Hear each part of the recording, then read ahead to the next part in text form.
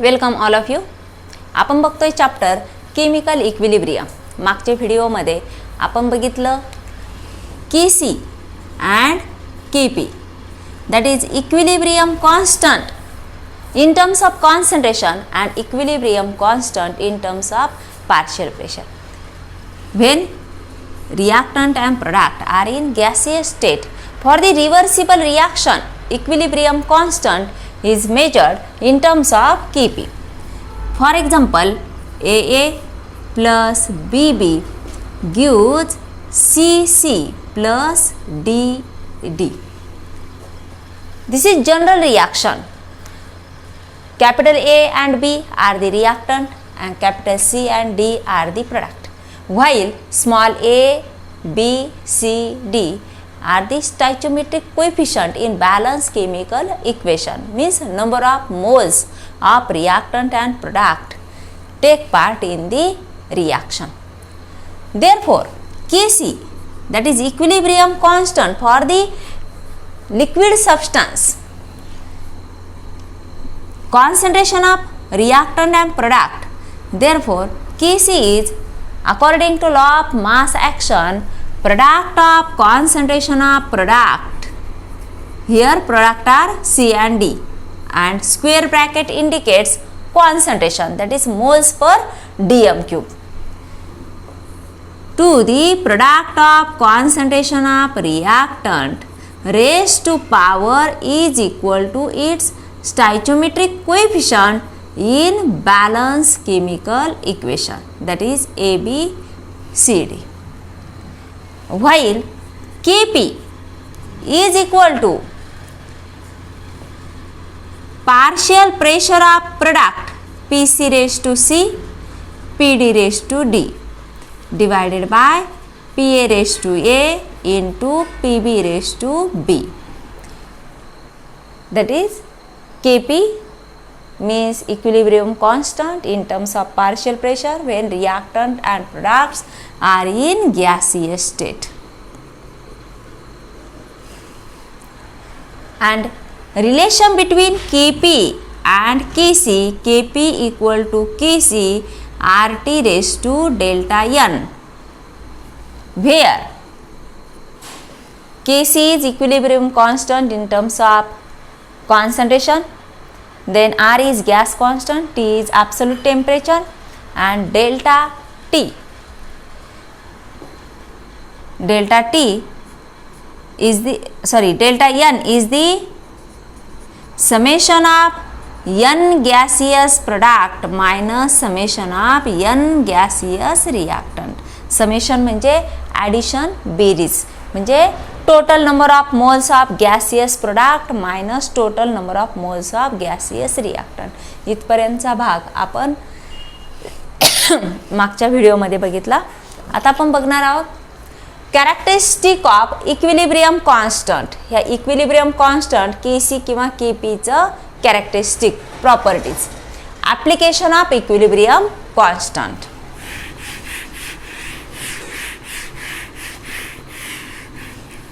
First, characteristic of equilibrium constant.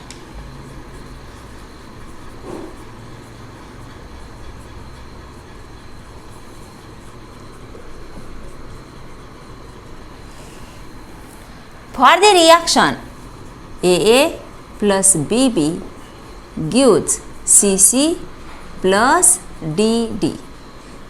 This arrow indicates reaction is in forward direction as well as in reverse direction. म्हणजे reactant पासून product मिळतो आणि पुन्हा प्रोडक्टचं concentration वाढल्यानंतर reactant मिळतो. Therefore, rate of reaction is directly proportional to the initial concentration of the reactant. मग forward reaction साठी forward reaction म्हणजे लेफ्ट कडून राईट कडे रिॲक्शन जात असताना इथं रिॲक्टंट काय आहे, ए आणि बी आहे. Rate of forward reaction is directly proportional to concentration of A into concentration of B.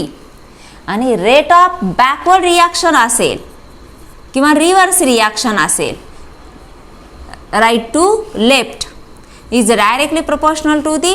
आता त्यासाठी हा जो प्रोडक्ट आहे, हा प्रोडक्ट हा बॅकवर्ड रिॲक्शनसाठी रिॲक्टंट आहे. म्हणजे concentration of C⁻C into concentration of D⁻D. आता Kcची व्हॅल्यू आपण कशी काढतो?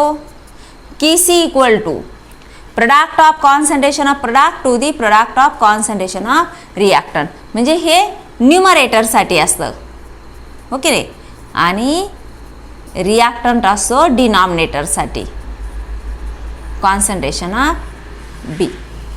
म्हणजेच काय, Kc is directly proportional to concentration of product while inversely proportional to concentration of reactant. Okay ray, Kc is directly proportional to concentration of product and inversely proportional to concentration of reactant. Characteristics of equilibrium constant. First equilibrium constant characteristic, it is depends upon temperature. It is means value of Kc depends upon temperature.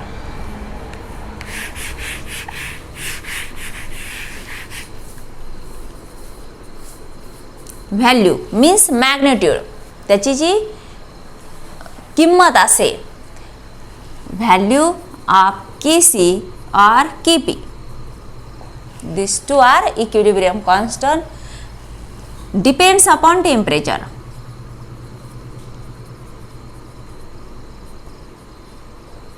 आता Kc आणि Kpची value हे टेम्परेचरवर depend असते, अवलंबून असते. जर forward reaction ही exothermic असेल तर backward reaction endothermic असते, आणि फॉरवर्ड रिॲक्शन एंडोथर्मिक असेल तर बॅकवर्ड रिॲक्शन ही एक्झोथर्मिक असते.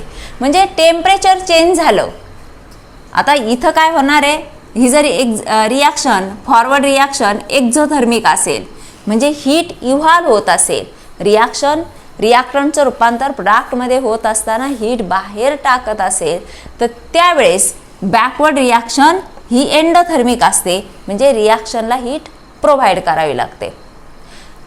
जर टेम्परेचर वाढवलं तर रिॲक्शनचा रेट हा कमी होणार आहे, म्हणजे फॉरवर्ड रिॲक्शनचा रेट कमी होणार आहे आणि बॅकवर्ड रिॲक्शनचा रेट वाढणार आहे. कारण बॅकवर्ड रिॲक्शनसाठी एंडोथर्मिक म्हणजे हीट सप्लाइड करावी लागते, हीट ॲब्सॉर्ब करते ती, आणि एक्झोथर्मिक म्हणजे हीट बाहेर टाकते. ॲक्च्युअल म्हणजे रिॲक्टंट जर एनर्जेटिक असेल आणि तो हीट बाहेर टाकत असेल आणि आपण एक्सटर्नली आणखी हीट जर प्रोव्हाइड केली तर साहजिकच रिॲक्शनचा रेट काय होणार आहे तर कमी होणार आहे. म्हणून value of Kc and Kp depends upon the temperature. Then value of Kc and Kp independent on the concentration of reactant as well as product. Value of Kc or Kp independent on concentration of reactant as well as product.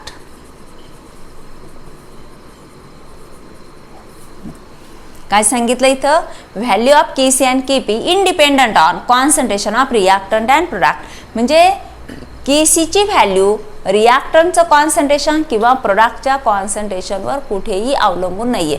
कशा प्रकारे अवलंबून नाही तर रिॲक्टंटचं concentration वाढलं, कारण आपणच पहिले equation बघितलं, रेट ऑफ रिॲक्शन ती फॉरवर्ड डायरेक्शन असो किंवा बॅकवर्ड डायरेक्शन असो, rate of reaction is directly proportional to reactant concentration. म्हणजे फॉरवर्ड डायरेक्शन रिॲक्शनसाठी हे रिॲक्टंट असेल आणि बॅकवर्ड किंवा रिव्हर्स रिॲक्शनसाठी प्रोडक्ट हा रिॲक्टंट असेल. मग इथं याचं कॉन्सन्ट्रेशन वाढलं तर फॉरवर्ड रिॲक्शनचा रेट वाढणार आहे, फॉरवर्ड रिॲक्शनचा रेट वाढला तर प्रोडक्टचं कॉन्सन्ट्रेशन वाढणार, प्रोडक्टचं कॉन्सन्ट्रेशन वाढलं तर रिव्हर्स रिॲक्शनचा रेट वाढणार आहे, आणि रिव्हर्स रिॲक्शनचा रेट वाढला तर त्याचं रूपांतर रिॲक्टंटमध्ये होणार आहे. म्हणजे फॉरवर्डचा इथं कॉन्सन्ट्रेशन वाढलं तर सीडीचं कॉन्सन्ट्रेशन वाढेल, सीडीचं कॉन्सन्ट्रेशन वाढलं तर पुन्हा एबीचं कॉन्सन्ट्रेशन वाढणार आहे. म्हणजेच पुन्हा इक्विलिब्रियम कॉन्स्टंटची जी व्हॅल्यू आहे, तो जो रेशो आहे, तो रेशो कसा असणार आहे, कॉन्स्टंट असणार आहे. बघा, C/D, concentration of C/D divided by concentration of A/B and ratio becomes constant. इथं कॉन्सन्ट्रेशन वाढलं, ह्याचं कॉन्सन्ट्रेशन वाढतं, ह्याचं कॉन्सन्ट्रेशन वाढलं, ह्याचं कॉन्सन्ट्रेशन वाढतं. म्हणजे हा जो रेशो आहे तो कसा असणार आहे, फिक्स असणार आहे. Therefore, value of Kc and Kp independent on concentration of reactant as well as product. Third characteristic, value of Kc and Kp is a characteristic value for a particular reversible reaction. कुठलीही reversible reaction असेल तर त्या reversible रिॲक्शनसाठी एक fix Kc किंवा Kpची value असते. तर त्या टेम्परेचरला, फक्त टेम्परेचर चेंज झालं तरच Kc आणि Kpची व्हॅल्यू ही चेंज होते. परंतु जर टेम्परेचर फिक्स असेल, त्या गिव्हन टेम्परेचरला, त्या ठराविक टेम्परेचरला Kc आणि Kpची एक कॅरेक्टरिस्टिक म्हणजे फिक्स अशी व्हॅल्यू असते. The Kc and Kp having characteristic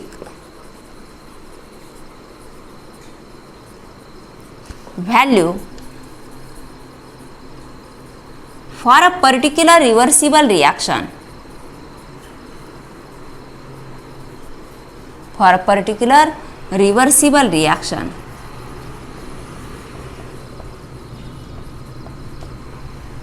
at given temperature.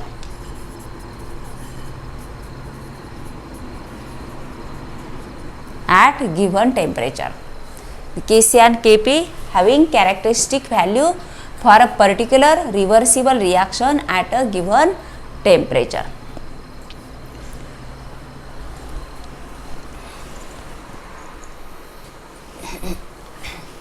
And fourth characteristic property, if value of Kc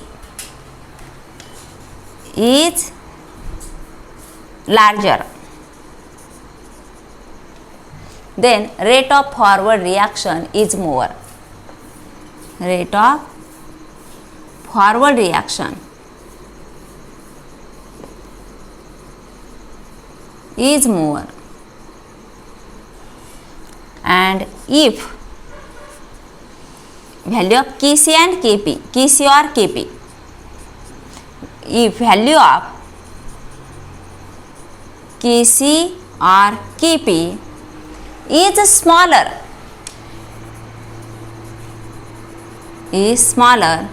rate of reverse reaction is more. Rate of reverse reaction is more. काय sentence आहे? If value of Kc or Kp is larger, then rate of forward reaction is more. And if value of Kc or Kp is smaller, rate of reverse reaction is more.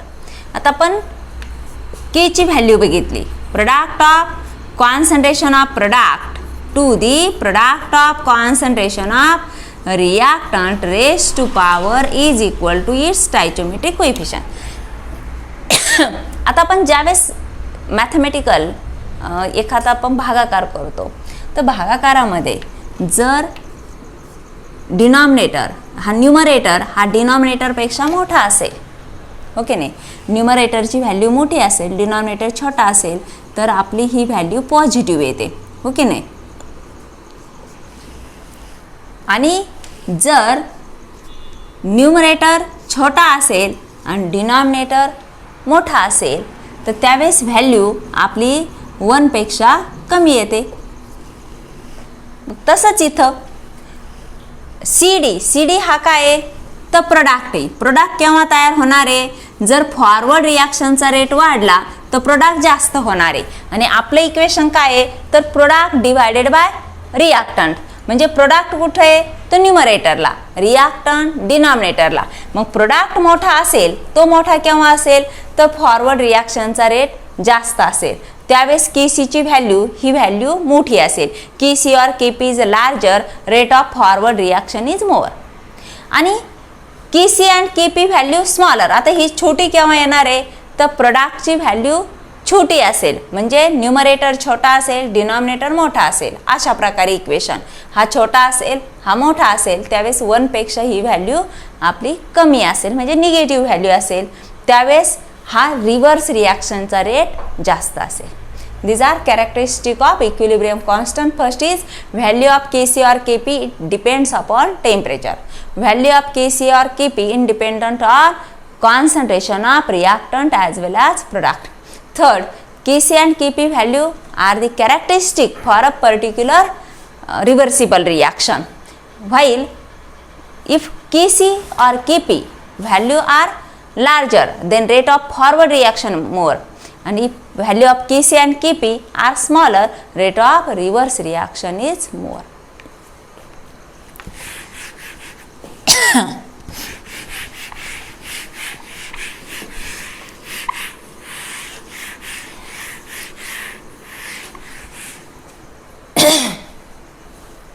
Then application of equilibrium constant. Second point, application of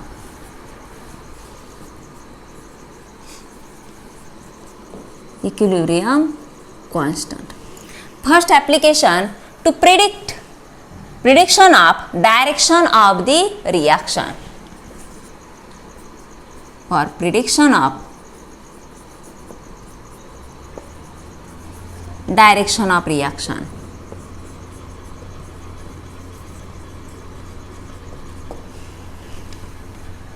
value of Kp and Kc indicate the direction of reaction, that is the rate of forward reaction or rate of backward reaction.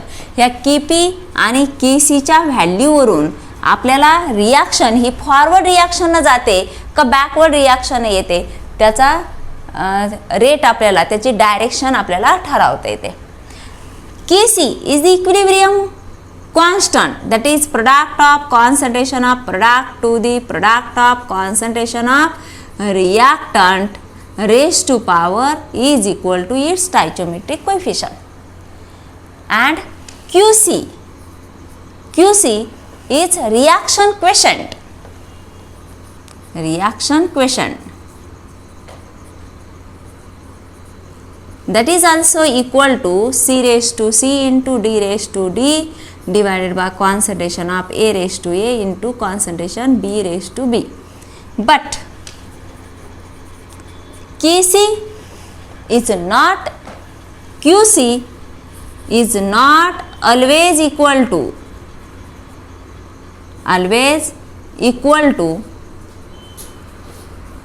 Kc. म्हणजे Kc ची value ही प्रत्येक वेळी Qc ची value ही प्रत्येक वेळी Kc इतकीच असेल असं नाही. रिॲक्शन क्वेशन म्हणजे रिॲक्शन होत असताना, रिॲक्शन चालू असताना आपण प्रत्येक एका ठराविक टायमिंग नंतर कॉन्सन्ट्रेशन, प्रोडक्टचं कॉन्सन्ट्रेशन आणि रिॲक्टंटचं कॉन्सन्ट्रेशन ह्याचा जर आपण रेशो घेतला तर तो रेशो म्हणजे ही Qc ची व्हॅल्यू, रिॲक्शन क्वेशनची व्हॅल्यू. म्हणजे 10 मिनिटानंतर आपण product divided by reactant concentration केलं, 20 मिनिटानंतर concentration of product divided by concentration reactant केलं. असे प्रत्येक 10-10 मिनिटांना किंवा एखाद्या ठराविक टायमिंग नंतर आपण जर तो रेशो घेतला तो रेशो म्हणजे रिॲक्शन क्वेशन. आणि Kc म्हणजे इक्विलिब्रियम कंडिशनमध्ये रिॲक्शन आल्यानंतर प्रोडक्टचं कॉन्सन्ट्रेशन आणि रिॲक्टंटचं कॉन्सन्ट्रेशन ह्या दोन्हीचा घेतलेला रेशो म्हणजे इक्विलिब्रियम कॉन्स्टंट. मग आता दोन्हीमध्ये जर if Kc equal to Qc दोन्ही सारखा असेल, reaction is in equilibrium, reaction is in equilibrium. दोन्ही जर सारखं आहे, Kc equal to Qc, reaction कशी आहे equilibrium. Second condition, if Qc is greater than Kc, Qc ची व्हॅल्यू Kc पेक्षा जास्त असेल. आता Qc जास्त कधी असेल, मोठा केव्हा असेल, ज्यावेळेस जे न्यूमरेटर आहे म्हणजे concentration product divided by reactant आहे. हे काय घेतलेलं आहे आपण, product divided by reactant. Product कुठं असतो तर राईट हँड साईडला, म्हणजे रिॲक्शन राईट हँड साईडकडे असेल म्हणजे फॉरवर्ड रिॲक्शनचा रेट जास्त असेल त्यावेळेस QCची व्हॅल्यू ही जास्त असेल. Reaction is in right side, is in right side direction.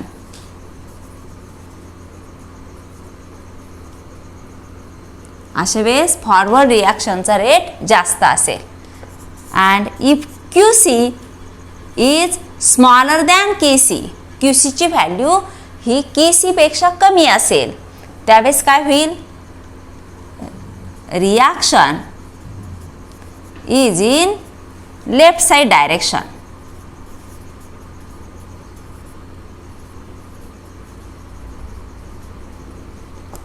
That is for the prediction of direction of reaction. Reaction forward direction जाते का रिॲक्शन बॅकवर्ड डायरेक्शन जाते हे ठरवण्यासाठी इक्विलिब्रियम कॉन्स्टंट व्हॅल्यूचा उपयोग केला जातो. रिॲक्शन क्वेश्चनशी कंपेअर करून रिॲक्शन फॉरवर्ड डायरेक्शन नाही का रिॲक्शन बॅकवर्ड डायरेक्शन नाही हे ठरवता येतं.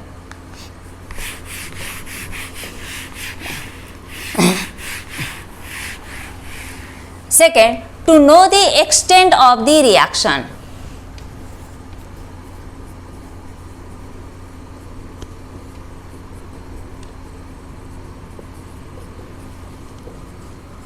To know the extent of the reaction. Reaction कुठपर्यंत आली त्याचं एक्सटेंट म्हणजे रिॲक्शन कुठपर्यंत आली हे ठरवण्यासाठी सुद्धा KCच्या व्हॅल्यूचा KC किंवा KPच्या व्हॅल्यूचा उपयोग केला जातो. आता फॉर एक्झाम्पल आपण काही रिॲक्शन घेतली, H2 plus O2, H2 gas plus O2 gas gives twice of H2O gas, अशी एक रिॲक्शन आहे. आणि ट्वाइस ऑफ H2O गॅस म्हणजे decomposition of water molecule. First reaction formation of water molecule आणि second reaction decomposition of water molecule gives H2 gas plus O2 gas, twice of H2 gas plus twice of O2 gas. Value of KC at 500 Kelvin, it is 2.4 into 10 raised to 47 at 500 Kelvin. And value of KC equal to 4.1 into 10 raised to minus 47 at 500 Kelvin, अशी value आहे. आता ही value कशी दिसते आपल्याला, KC is greater than 10 raised to 3. Here KC value of KC is less than 10 raised to 3.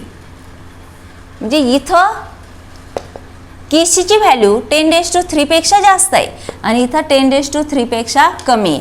म्हणजे इथं काय झालं तर रिॲक्शन कशी आहे, फॉरवर्ड डायरेक्शन नाही. Rate of reaction is more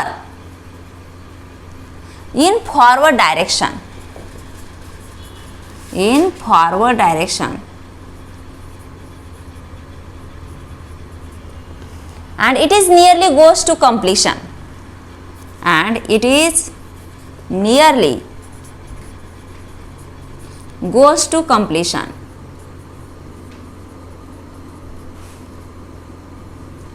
rate खूप जास्त असल्यामुळे पूर्ण रिॲक्टंटचं रूपांतर प्रोडक्टमध्ये होऊ शकतं at equilibrium.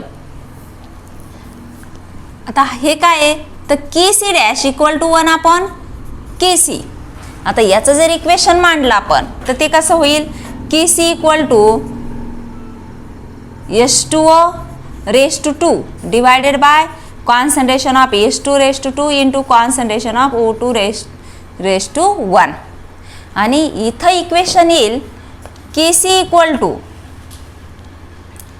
Concentration of H2 raised to 2 concentration of O2 divided by concentration of H2O raised to 2.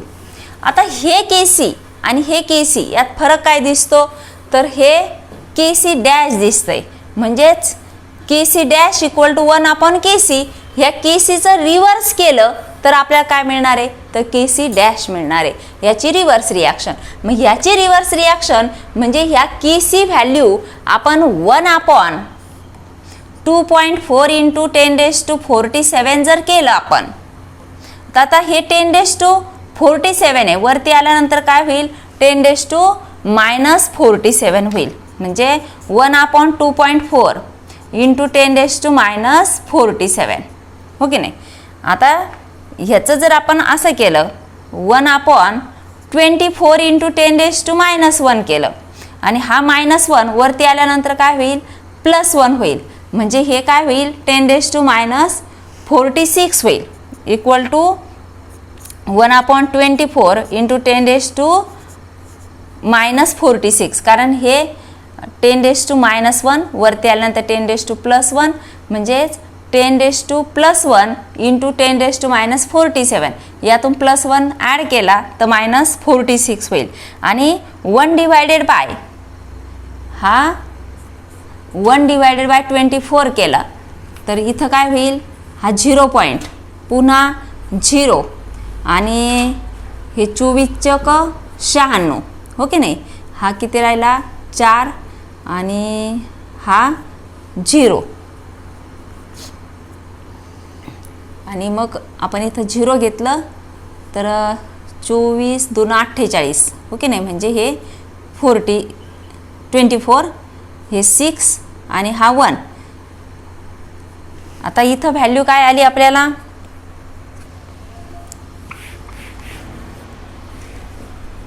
ही आली 0.041 आणि इथं काय झालं, into 10⁻46.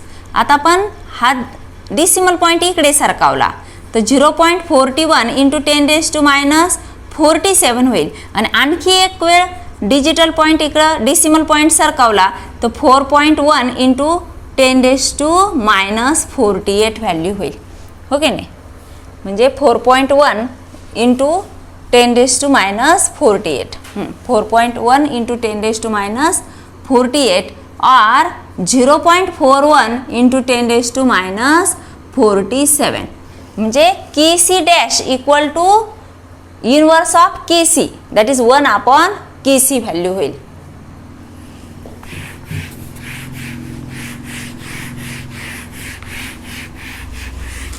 And third application, to know the equilibrium concentration. To know the equilibrium concentration of reactant or product. See, to know the equilibrium concentration of reactant or product. म्हणजे reaction equilibrium कंडिशनला असताना रिॲक्टंटचं concentration किती असेल आणि प्रोडक्टचं concentration किती असेल हे काढण्यासाठी आपल्याला KC व्हॅल्यूचा उपयोग होतो. आता आपण एक एक्झाम्पल घेऊ. For example, reaction of esterification reaction CH3COOH ethanoic acid reacts with ethyl alcohol gives methyl acetate CH3COO CH3 plus H2. Acid आणि अल्कोहोलची रिॲक्शन झाली, कार्बोक्सिलिक ॲसिड आणि अल्कोहोलची रिॲक्शन झाली तर आपल्याला इस्टर आणि वॉटर मिळतं. तर ही रिॲक्शन हिला म्हणतात इस्टरिफिकेशन रिॲक्शन. ही रिॲक्शन कशी आहे, रिव्हर्सिबल रिॲक्शन आहे, carried out in presence of acidic medium. Esterification reaction. आणि ही रिॲक्शन होत असताना ह्या रिॲक्शनसाठी KCची व्हॅल्यू आहे 4. KC equal to 4. आता इथं युनिटलेस प्रॉपर्टी आहे कारण दोन्ही इथं कुठेही जे स्टॉइचियोमेट्रिक कोएफिशियंट आहे ते 1 पेक्षा जास्त नाही, म्हणून इथं युनिटलेस क्वांटिटी येईल. If initial concentration of reactant is 2 म्हणजे 2 moles of acid reacts with 2 moles of alcohol. हे दोन्ही 2 मोल्स असेल तर इक्विलिब्रियमला याचं कॉन्सन्ट्रेशन किती असेल? It is dissolve in VDM³ of solution. VDM³ सोल्युशनमध्ये जर डिझॉल्व केलं तर इक्विलिब्रियम कंडिशनला कॉन्सन्ट्रेशन किती असेल? आता इथं आपण दिलेल्या व्हॅल्यूज मांडून घेऊ. Kc = 4 and concentration, initial concentration 2 moles in VDM³ of solution.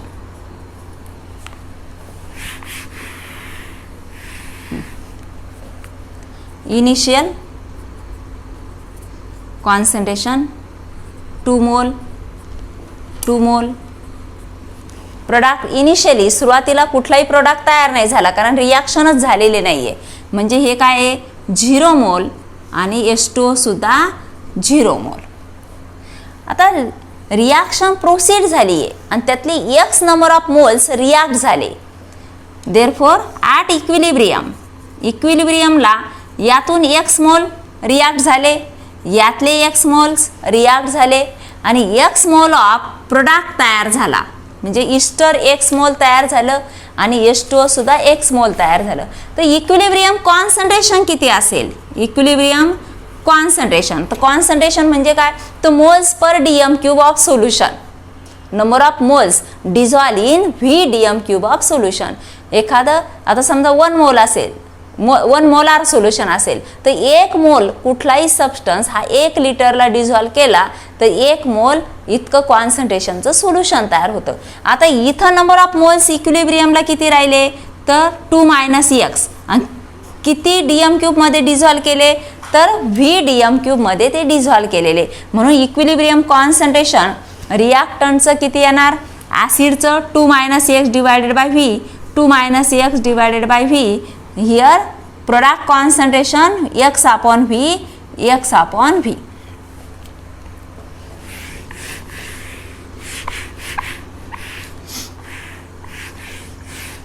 Then value of Kc = Kc काय होईल?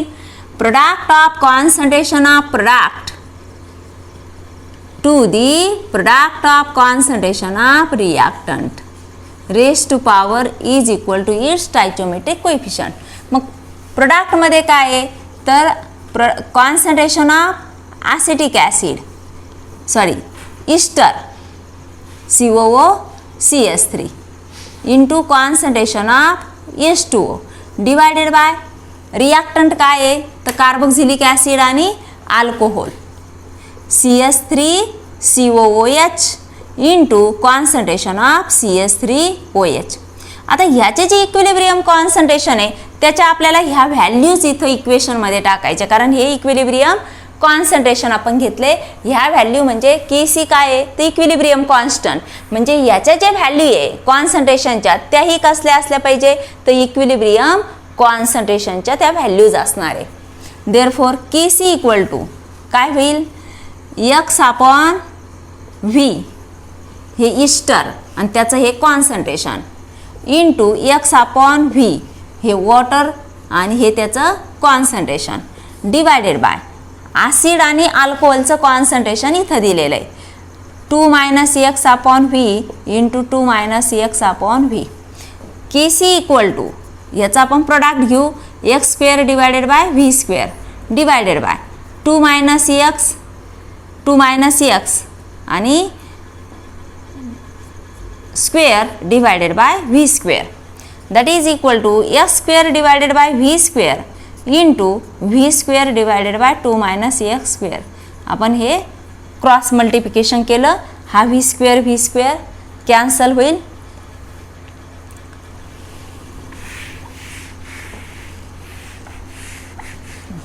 आता शिल्लक काय राहिलं? Kc = इथं शिल्लक काय राहिलं? x² आणि खाली 2 - x चा स्क्वेअर.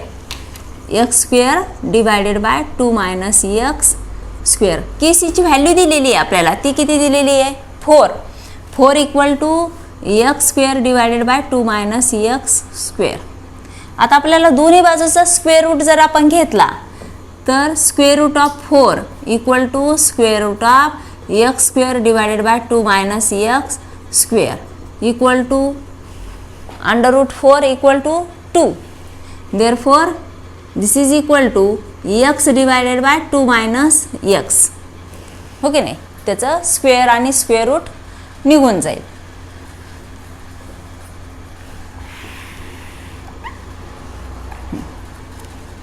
तर 2 into 2 minus x equal to x. 4 minus 2x equal to x.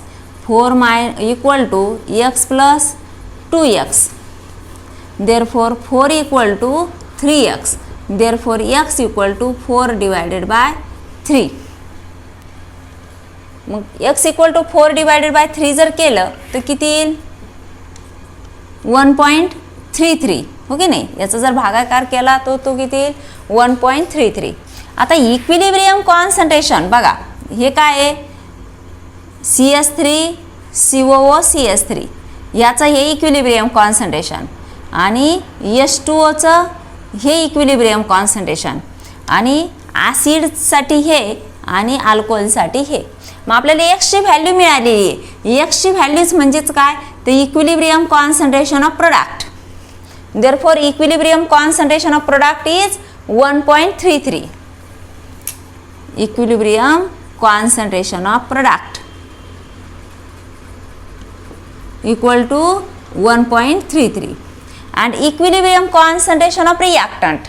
मग रिॲक्टंटचं कॉन्सन्ट्रेशन काय आहे तर 2 minus x. Equilibrium concentration of reactant equal to 2 minus x. मग 2 minus 1.33 that is equal to 0.67. म्हणजे हे कॉन्सन्ट्रेशन येईल 0.67, हे 0.67, हे 1.33 आणि हे 1.33. अशा प्रकारे आपण केसीची व्हॅल्यू जर आपल्याला माहीत असेल आणि इनिशियल कॉन्सन्ट्रेशन माहीत असेल तर आपण इक्विलिब्रियम कॉन्सन्ट्रेशन काढू शकतो.